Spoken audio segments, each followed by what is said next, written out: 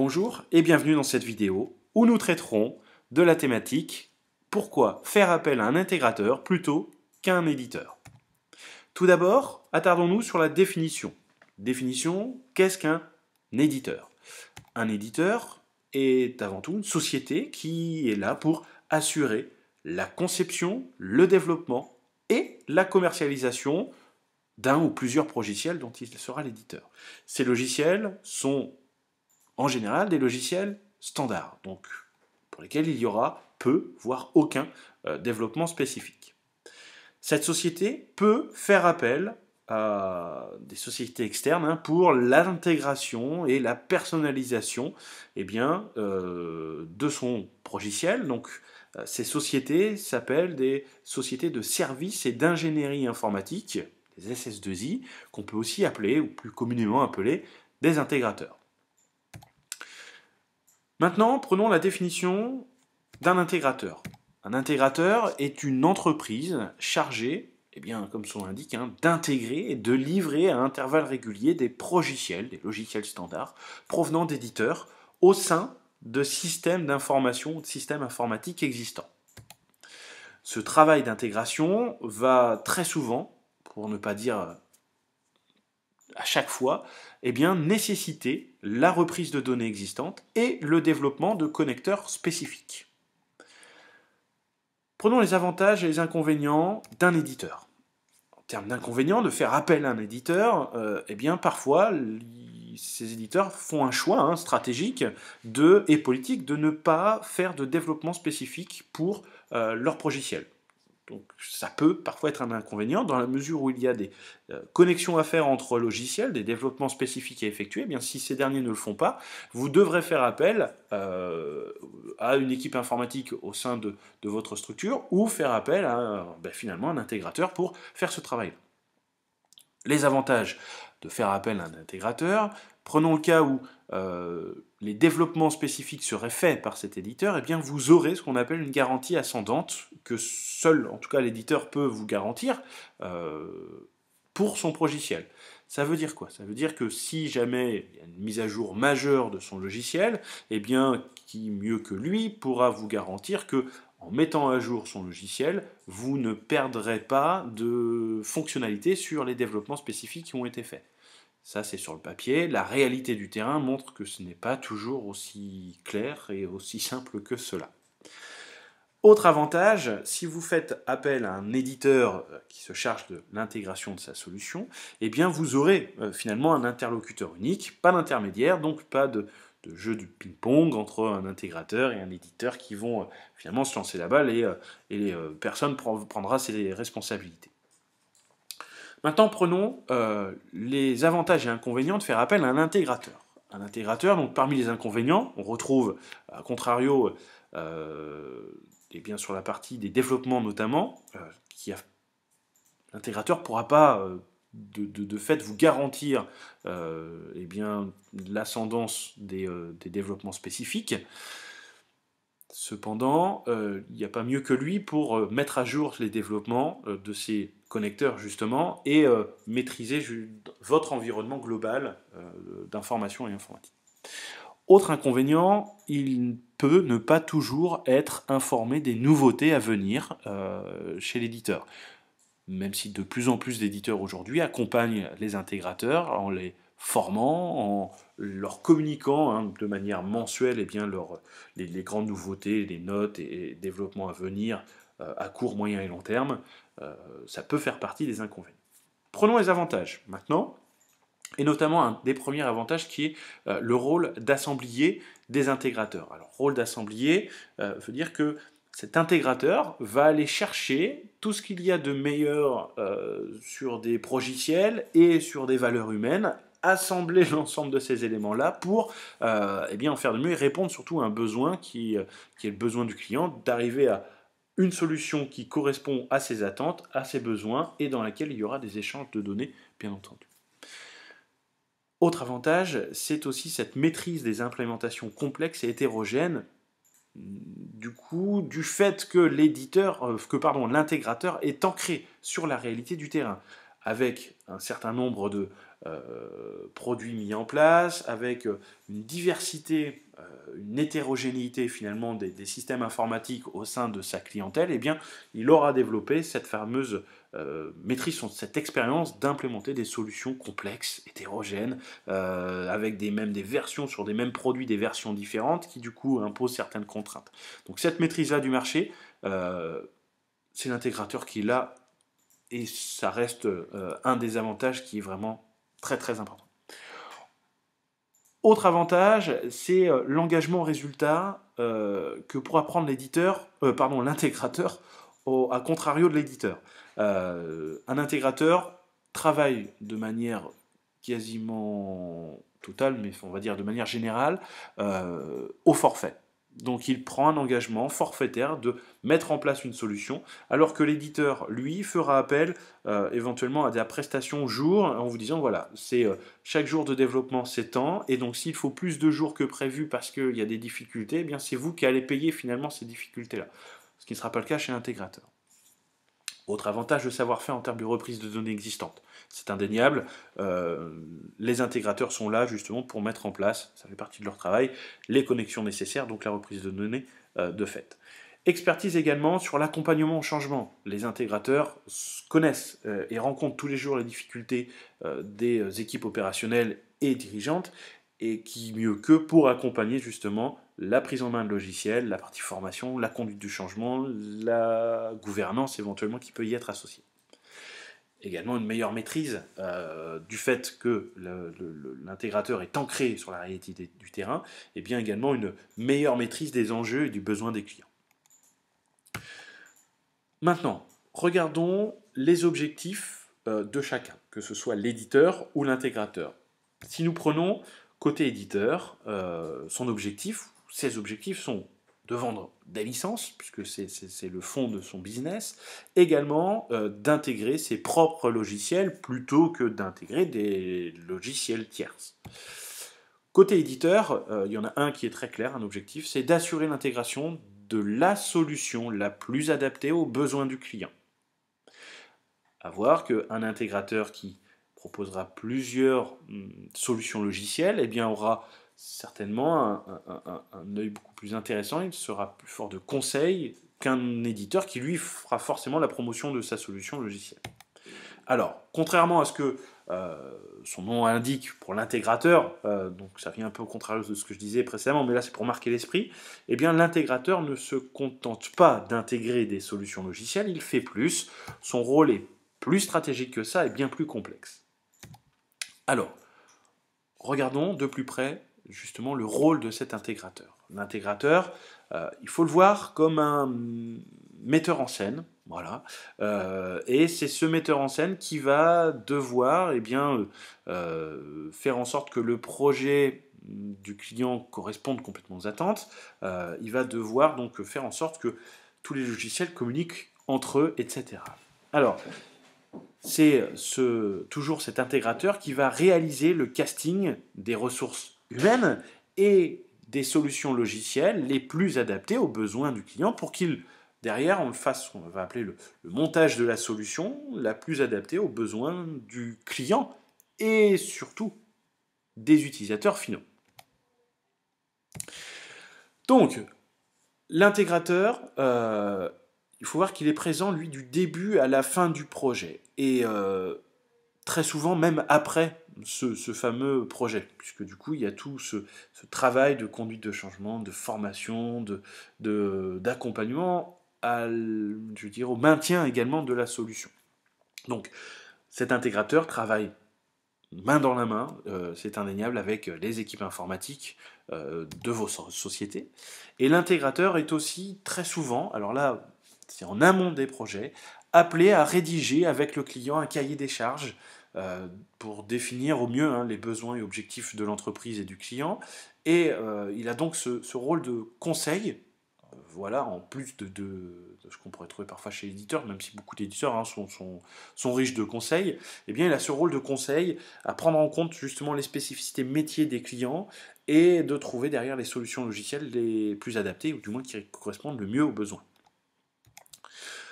Toujours côté du rôle de l'intégrateur, l'intégrateur est là pour aider le client et l'aider surtout à faire les bons choix. C'est vraiment ce qui doit rester de cette séquence à retenir, c'est vraiment cette partie-là. C'est je fais appel à un intégrateur, certes pour des données, l'intégration de données existantes, etc., de connecteurs, mais surtout je fais appel à un intégrateur pour qu'il soit là pour m'aider à faire les bons choix. Voilà, tant sur la partie logiciel, progiciel, que sur des choix stratégiques en termes de commercialisation, stratégie digitale, stratégie de conduite de changement également.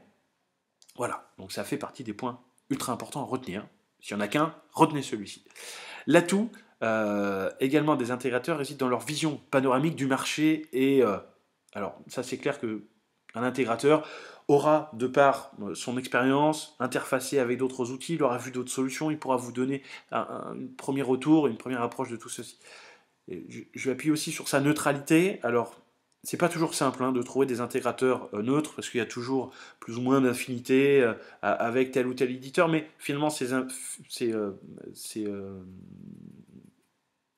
dirais, ces échanges et ces préférences parfois avec certains éditeurs sont surtout dus aussi au fait que soit les solutions répondent vraiment dans la quasi-totalité des cas aux besoins des clients, l'intégrateur est proactif, très réactif aux moindres problèmes et facilite le travail de l'intégrateur.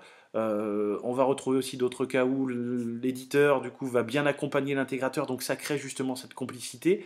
Voilà. Finalement, quand il n'y a pas une complète neutralité, c'est surtout avantageux pour les clients, donc vous inquiétez pas si parfois un intégrateur va vous proposer plus ou moins telle ou telle solution au profit d'une autre, parfois tout simplement parce que ça se passe vraiment dans le meilleur des mondes avec ces autres éditeurs. Alors, on pourrait se poser la question de quel est le positionnement de Digity Concept dans tout cela. Eh bien, notre positionnement, nous nous positionnons bien entendu en tant qu'intégrateur, mais même au-delà, surtout en tant que cabinet de conseil et de service. Et ceci, très clairement, pour mieux conseiller les solutions logicielles. Donc, Digity Concept intervient sur du conseil au choix et à l'implémentation, bien entendu, de solutions LCMS, LMS et classes virtuelles. Également un travail, donc une notion d'expertise, un métier du digital learning, puisque notre expérience d'un petit peu plus d'une dizaine d'années, bientôt même presque une quinzaine d'années dans le domaine du digital learning, nous intervenons sur les phases de conseil, d'implémentation, de formation, d'accompagnement et d'assistance de suivi et d'assistance technico-pédagogique à l'utilisation des logiciels que nous proposons, que nous intégrons, mais également à des formations beaucoup plus métiers, qui pourraient être le e-learning, le digital learning de manière générale. Également des supports de formation sur étagère et sur mesure, donc nous commercialisons des offres de formation de contenu sur étagère, dans les domaines de la bureautique, du management, du développement personnel, mais également du bien-être au travail, etc. Également sur la production de contenu sur mesure, où là nous produirons des kits d'animation présentielle pour des relais de formation, éventuellement lorsque vous avez des déploiements importants, l'édition de jeux présentiels pour en créer un petit peu plus, encore une fois, le numérique, le digital dans la formation traditionnelle et trouver de nouveaux leviers d'animation pour briser la glace. Parfois, il y a des jeux pour briser la glace. Lorsqu'on demande à des stagiaires pourquoi est-ce que vous êtes là, et bien finalement, je suis là parce que mon patron a décidé qu'il fallait que je vienne en formation. Eh bien, on peut assainir un petit peu l'ambiance et aider tout le monde à finalement mieux communiquer entre eux. Donc, via des jeux présentiels, l'édition de questionnaires également, bien entendu, donc là, le très classique quiz, des rapid learning que nous produisons sur mesure pour nos clients, bien entendu, des contenus e-learning scénarisés également, alors plus ou moins contextualisés avec des cas métiers, voire même parfois aller jusqu'au serious game. Prenons notre côté les solutions logicielles, donc LCMS, LMS et classes virtuelles que nous proposons. Donc, chez Digity Concept, nous n'avons pas fait le choix d'une solution unique pour la conception et la diffusion et l'animation de formation en ligne. Notre choix, nous l'avons fait en fonction de deux critères essentiels. C'est la couverture fonctionnelle des outils et la pérennité de la solution et de son éditeur. Voilà. Et c'est en recherchant finalement les solutions les plus adaptées à nos clients que nous sommes arrivés au listing suivant. Donc sur les solutions LCMS, nous intégrons aujourd'hui, proposons eh bien, 4 solutions. Donc, qui sont les solutions Doceo Content Manager, Articulate Storyline 2, Adobe Captivate 9 actuellement, et eSpring, la suite eSpring également. Côté LMS, eh bien, nous proposons solution LMS, Doceo Learning Manager pour les solutions éditeurs, Docebo également, et des solutions open source, alors ce qui n'est pas forcément le cas pour la partie WordPress LMS, mais Claroline Connect, Forma LMS, Ilias, qui là sont des solutions open source également que nous intégrons, que nous proposons, et enfin nous proposons également notre propre LMS, donc qui est en quelque sorte ce qu'on appelle un fork, donc c'est hérité d'une solution donc éditeur. Et enfin, parmi les solutions de classe virtuelle que nous proposons, eh bien, les grands classiques qui sont Cisco WebEx, GoToMeeting de District, Adobe Connect ou encore JoinMe. Donc pour chacune de ces solutions, nous avons des études. Nous réalisons chaque année donc 3 études sur chacun de ces produits-là. Et un benchmark est réalisé également et il est disponible. Nous vous le mettons à disposition également sur demande. Alors, côté expertise métier du digital learning, eh bien, nous intervenons, donc nous l'évoquions sur la partie conseil, donc conseil à stratégie digital learning que l'on pourrait mettre en place, mais nous pensons réellement votre stratégie à court, moyen et long terme. Aujourd'hui, vous voulez vous ancrer sur la formation à distance, le e-learning, pas de souci, on peut vous accompagner là-dessus, mais on peut aussi vous aider à donner de la visibilité, à mettre en place une stratégie court, moyen, long terme, et pourquoi pas aller jusqu'à demain créer votre université en ligne où eh bien, vous formerez, vous accompagnerez un petit peu mieux vos revendeurs, distributeurs, si on est dans une logique de formation de clients externes. Alors, l'idée étant toujours, bien entendu, de définir aussi des objectifs mesurables et atteignables pour mieux analyser les performances de vos actions de formation. Puisque former, oui, c'est bien, mais la réalité du terrain, elle est là. C'est pourquoi je forme, c'est derrière, dans un objectif de vendre mieux, d'avoir un niveau de qualité de service supérieur, etc. Il y a toujours un objectif métier derrière, et donc on est là pour l'identifier avec vous, et de trouver justement les leviers qui vont permettre de se fixer des objectifs et de mesurer l'atteinte de ces objectifs-là. Donc un accompagnement du cahier des charges également à la contractualisation. Nous accompagnons les entreprises dans l'analyse de leurs besoins et nous les assistons également même jusqu'à la contractualisation avec une société. Donc à ce moment-là, quand nous positionnons en tant que cabinet de conseil sur la phase d'audit des besoins, l'édition d'un cahier des charges, l'aide au choix des solutions, là, on demande à nos clients de ne pas faire partie de l'appel d'offres, puisque notre souhait c'est de ne pas être jugé partie. Donc à ce moment-là, neutralité complète, nous intervenons que sur cette phase de conseil. Partie implémentation, donc nous nous appuyons sur la méthodologie qui est une méthodologie inspirée de la méthodologie SureStape qui suit 6 étapes qui sont les phases de diagnostic, d'analyse, de conception, de développement, de déploiement et d'exploitation. Et pourquoi ? Eh bien tout simplement pour plus de fiabilité, de flexibilité, de sérénité et de sécurité. Ce sont les 4 points majeurs sur lesquels nous travaillons à chaque fois pour assurer les implémentations de nos clients. Alors, partie formation, nous intervenons à la fois sur la formation aux logiciels et outils que nous proposons de commercialisation, mais également sur les formations beaucoup plus centrées sur du métier, par exemple, comment intégrer le digital learning dans votre structure, quelles sont les clés pour réussir un lancement de projet digital learning, etc. Comment animer une classe virtuelle, donc plusieurs thématiques que nous proposons aussi bien en formation présentielle que distancielle, bien entendu. L'accompagnement, donc toujours dans le domaine de l'expertise métier de digital learning, nous accompagnons nos clients dans la réussite de leurs projets et notamment avec un transfert de compétences important, parce que ça fait partie des éléments qui vont faire la réussite des projets de nos clients, s'ils le souhaitent, donc bien entendu, leur transférer un maximum de compétences, qu'ils deviennent le plus autonomes possible, et donc nous conseillons nos clients avant, pendant et durant tout le projet, toute la vie du projet de nos clients. Par ailleurs, sur la partie accompagnement également, nous intervenons sur les stratégies de lancement des projets de nos clients, donc sur toute une partie de communication, de marketing, de teasing. Voilà, ça fait partie des éléments aussi sur lesquels nous travaillons fortement et où nous allons pouvoir accompagner sur votre stratégie de marketing pédagogique, bien entendu.